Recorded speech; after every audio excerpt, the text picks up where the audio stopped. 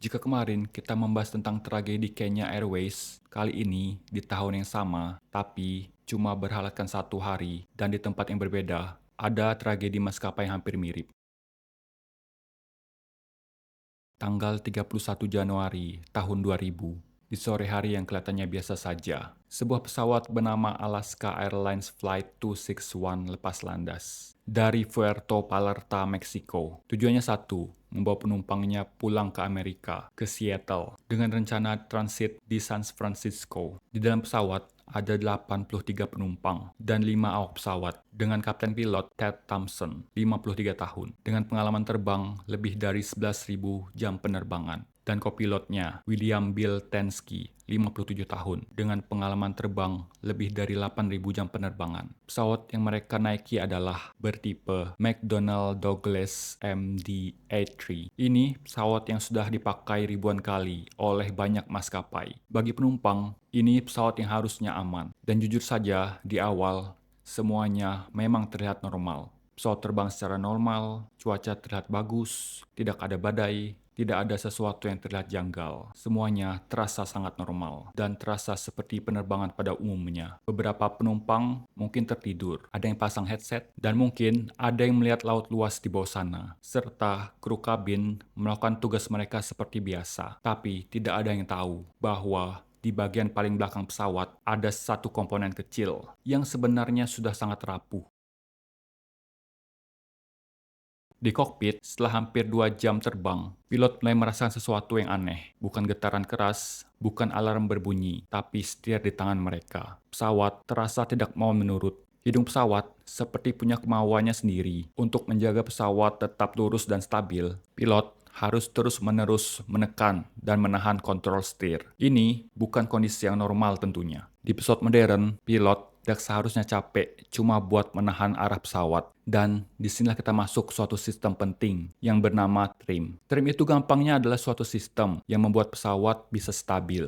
Kalau trim dalam keadaan benar, pesawat bisa terbang lurus tanpa pilot harus terus-menerus menahan setir. Kalau trim rusak, pilot seperti harus melawan pesawatnya sendiri setiap detik. Dan di penerbangan ini, trim mulai tidak berfungsi dengan baik. Pilot mulai melapor ke ATC. Dari nada suara mereka masih terdengar tenang, profesional, dan tidak panik. Karena bagi pilot, panik justru membuat situasi makin berbahaya. Mereka mencoba berbagai prosedur, sistem cadangan diaktifkan, kecepatan dikurangi, dan pesawat untungnya masih bisa terbang. Tapi rasanya setir makin berat. Masalah ini ternyata bukan dari tombol, bukan dari layar, ataupun dari komputer.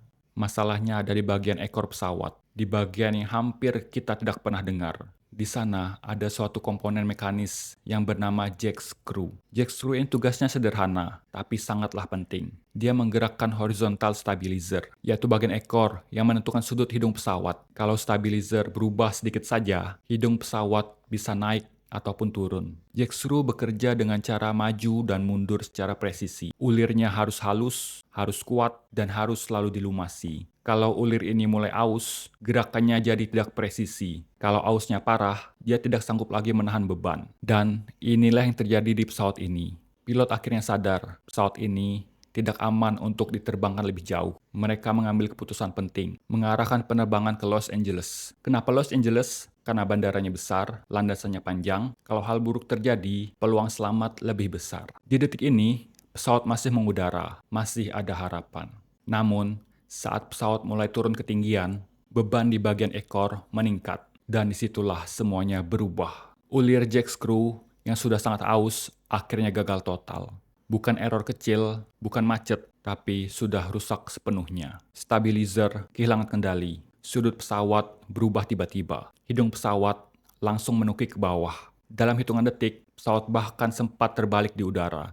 Coba bayangkan, kamu duduk di dalam kabin, tidak tahu apapun yang terjadi, tidak tahu apa itu jack screw, trim, ataupun stabilizer. Yang kamu rasakan hanyalah tubuhmu terasa terangkat, kamu terbalik di dalam kabin, dan sesuatu yang sangat salah sedang terjadi. Di dalam kokpit, pilot masih berjuang. Dan ini sangat penting untuk ditekankan. Pilot tidak menyerah. Dengan sisa kendali yang ada, mereka berhasil menarik pesawat kembali ke posisi yang hampir normal. Tapi sayangnya hanya untuk sesaat. Tentunya ini bukanlah hal yang mudah.